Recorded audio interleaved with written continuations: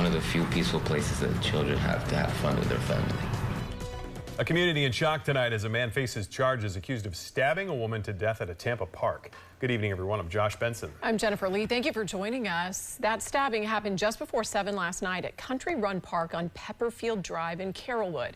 News Channel 8's Melissa Marino joins us live from the park with the details. Melissa.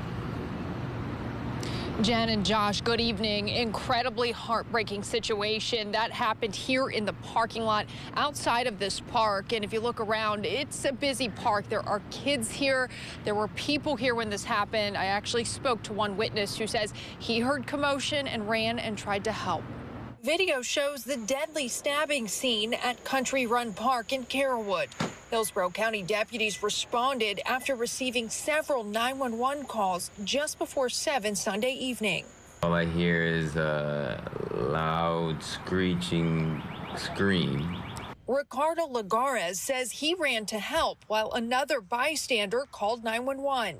Deputies say an argument had occurred between 70-year-old Manuel Gonzalez and 73-year-old Alita Simmons. I started smacking his arm with the stick so he could stop, drop the knife. According to the sheriff's office, both Gonzalez and Simmons suffered stab wounds. Both were taken to a nearby hospital where Simmons died from her injuries. Her family tells us they had a previous relationship. She's a good person. Real good person. Her husband says he's still learning details from the sheriff's office and processing the loss of his beloved wife. My loving wife. It's kind of hard since you're talking about her, but I'll always love her.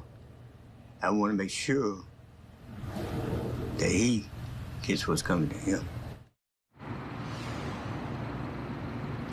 Gonzalez remains in the hospital. He is facing multiple charges, including premeditated first-degree murder and kidnapping. Detectives, they are asking any witnesses or anyone who knows any information to please contact them. Reporting live, I'm Melissa Marino, 8 on your side. Video shows the deadly stabbing scene at Country Run Park in Carrollwood. Hillsborough County deputies responded after receiving several 911 calls just before 7 Sunday evening. All I hear is a loud screeching scream. Ricardo Lagares says he ran to help while another bystander called 911. Deputies say an argument had occurred between 70-year-old Manuel Gonzalez and 73-year-old Alita Simmons. I started smacking his arm with the stick so he could stop, drop the knife. According to the sheriff's office, both Gonzalez and Simmons suffered stab wounds.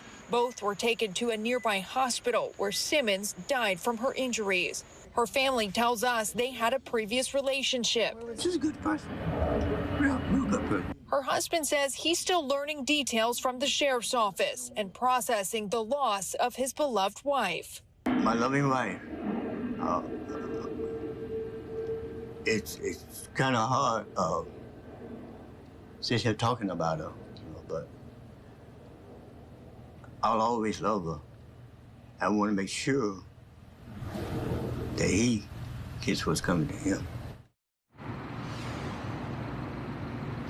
Gonzalez remains in the hospital. He is facing multiple charges, including premeditated first-degree murder and kidnapping. Detectives, they are asking any witnesses or anyone who knows any information to please contact them. Reporting live, I'm Melissa Marino, 8 on your side. While here at home, a protest in downtown Tampa got pretty testy at times. People opposed to immigration raids and mass deportations showed up to express their opinions. And people who support President Donald Trump and his efforts to close the border were also there. News Channel 8's Jeff Patterson was in the middle of it all, and he joins us now live in Tampa. So, Jeff, do you know if people are still out there right now? Good evening, Paolo. Well, the protesters and counter-protesters have left downtown Tampa right now. There was definitely anger in the air tonight, but as far as we could see, there were no major problems. Hey, no, this fascism has got to go. From the start, it was clear people are angry. The protest was called by groups who say they are opposed to ICE raids and deportations. I think that if people are here in our country, that they are welcome. Carolyn McLeod says this is the first protest she has ever attended. I am a daughter and granddaughter of immigrants that I was lucky enough to be born in the United States. She says she came out to voice her opinion and to stand with people in Los Angeles who are protesting against the ICE raids. By being silent, we are being complicit to the injustices. But there were other groups here, too. I'm here to support our president, Donald Trump. You know, we the people voted for the mass deportation of people that have entered our country illegally. Casey Cardin says he supports free speech, but came out to make sure the violence being seen in California is not repeated in Tampa.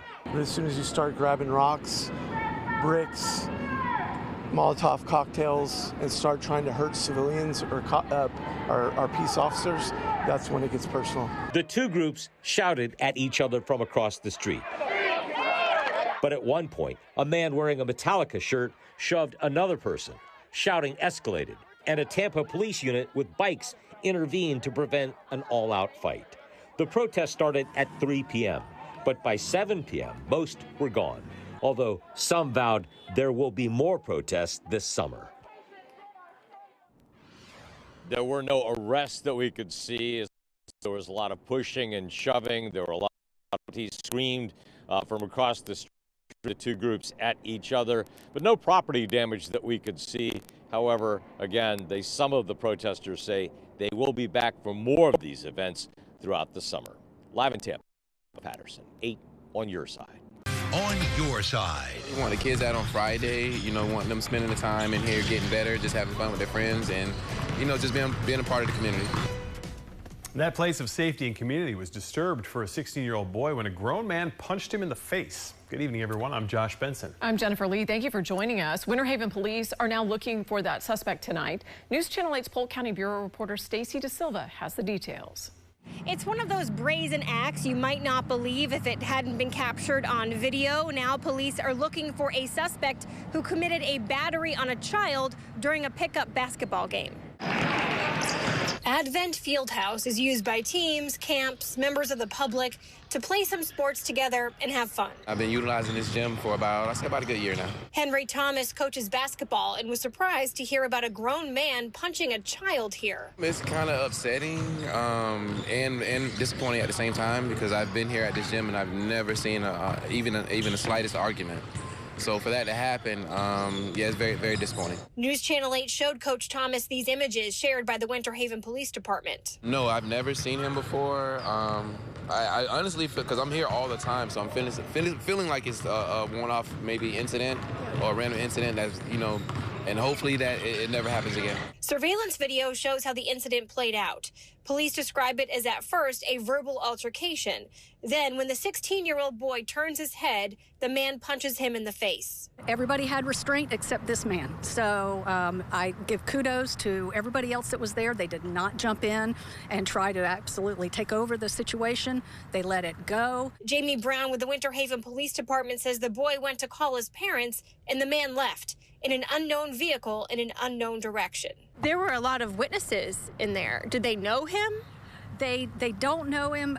There's a possibility that he goes by a nickname of Big O, but we don't know that for sure because there's so much noise going on in the field house. It could have been somebody else's name. Police urge anyone with information to contact Winter Haven Police Department. Anonymous tips can be made to Heartland Crime Stoppers. Reporting in Winter Haven, I'm Stacy DeSilva, 8 on your side. Well, breaking this morning, police say a car flipped over in Tampa after the driver heard gunshots and then tried getting away.